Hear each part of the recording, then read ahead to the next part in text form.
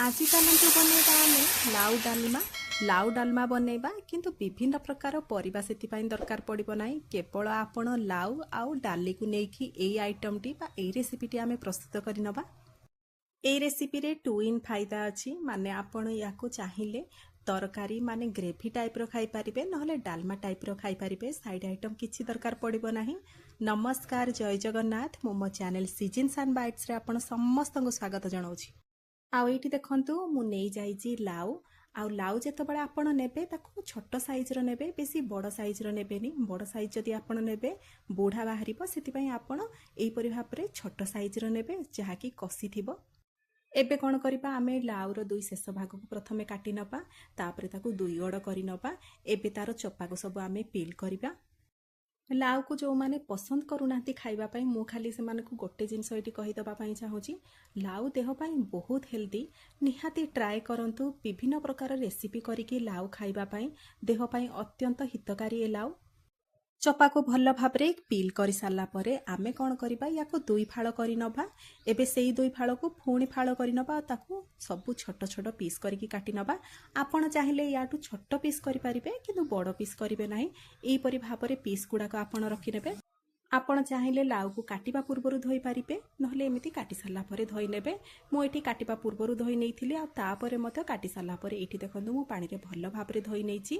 ता सहित एई डालमा प्रस्तुत करिया पई आमे नेइजिबा दुई प्रकार डाली, मसूर डाली आ मुग डाली। आ दुईटी जाकर डाली रो मेजरमेंट को मध्य सेम रखिबे। एठी देखंतु मु नेइ जाइछि मसूर डाली। मसूर डाली एठी मु 1/4 कप नेइछि, आ मुग डाली मध्य सेई सेम अमाउंट माने 1/4 कप नेइछि। आपणक पाखरे जदि मसूर डाली कि मुग डाली नथिबो, बा एइथिरु गोटे भी डाली नथिबो, आपण चाहिले हरड डाली रे याकू करि परिबे। नहले एई जागा रे माने मसूर डाली जागा रे आपण हरड डाली, नहले मुग डाली जागा रे आपण हरड डाली को व्यवहार करि परिबे। एबे एठी आमे नेइजिबा प्रेशर कुकर। धोई रखिथिबा लाउ को सेइथिरे पकै नबा। एबे दुईटी जाक डाली आमे जो धोई रखिथिले ताकू मध्य आमे भल भाबरे एठी 2 रु 5 थर धोई दबा, आ ताकू एथिरे देई दबा।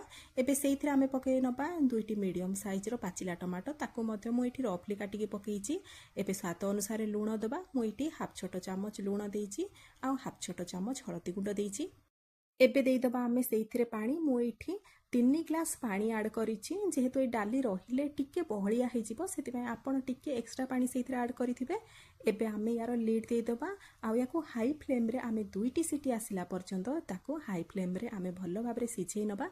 प्रेशर कुकर रे दुईटी सीटी आसी सारला परे प्रेशर कुकर को छाड़ी दबा ठंडा हवा पई। ठंडा हे सारला परे एठी देखंतु मु लीड खोलिके आपण मानको देखौछि। एठी हमर डाली भलो भाबरे सिझी सारिछि, आ ता सहित लाउ मध्य भलो भाबरे सिझी जाइछि।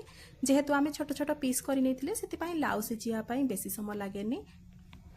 एबे चलंतु ये तो रेडी ही सारिछि। एबे सेइथिरे गोटे बढ़िया छुंक देई दबा। सेति पई देखंतु गैस ऊपर एठी मु कड़ाई बसई नेइछि, आ सेइथिरे मु देई देइछि रिफाइंड तेल। मु एठी 2 बड़ चामच रिफाइंड तेल पकै नेइछि। तेल हमर गरम हे गला परे हाफ छोट चामच एठी गोटा सोरिष, आ हाफ छोट चामच एठी गोटा जीरा को मु फुटै नेइछि। एई सब जिनस तेल रे सब टिके भल भाबरे फुटी गला परे आमे एथिरे पकै नबा अल्प किछि भृसंग पत्र, 3टी कंचा लंका जाको मु एठी स्लिट करि नेइछि। ता सहित 1 इंच अदा, ताकू मध्य एठी मु फाइनली चॉप करि नेइछि। एबे एई सब जिनस को मध्य आमे तेल रे पकै नबा। एई सब जिनस को तेल रे पकै देके आमे टिके समय भाजी नबा, जेंति कि सब जिनस हमर टिके हल्का लाल पड़ी जिवो। आउ एठी मु छुंक दबा पई तेलर व्यवहार करिछि, किंतु आपण जदि चाहिबे याको घिओरे करि परिबे। माने घिओरे आपण जदि याको छुंक देबे, यार टेस्ट आहुरी 10 गुणा बढ़ी जिवो। आ खंड मंडल पूरा घिओर बास्ना रे पूरा पूरी उठिबो। एबे एठी देखंतु सब जिनस हमर हल्का लाल पड़ी गला परे मु एठी गोटे मीडियम साइज रो पियाज को सरू सरू काटि नेथिली, ताकू मध्य एठी पकै नबा। पियाज को आमे एठी लाल हबा पर्यंत भाजी नबा। आउ एठी देखंतु आमर किछि समय भाजी सारला परे पियाज मध्य एठी लाल पड़ी गलानी। एबे कोन करिबा, आमे जो डाली को सिझे रखिथिले सेइथिरु बाछि बाछि आमे टमाटो को सब बाहर करि आनिबा।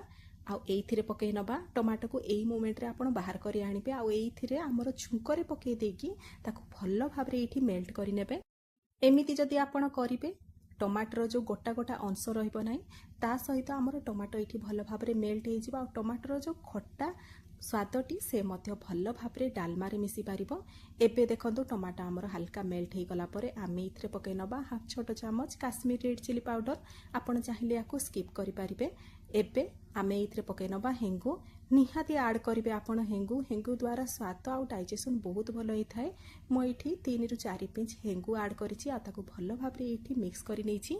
एबे ये सब जिनस को आम टे भाजी नवा जमीक टमाटर जो एक्सट्रा पानी अच्छी से भल भाव में ये मरीज ता सहित टमाटो आमर भल भाव में मेल्ट हो जो मोमेंट्रे आपन को फील हम ये भल भाव में भाजी हो गला एक्सट्रा पानी आउ ना सीझे रखि डालमा को आम से पघारी नवा।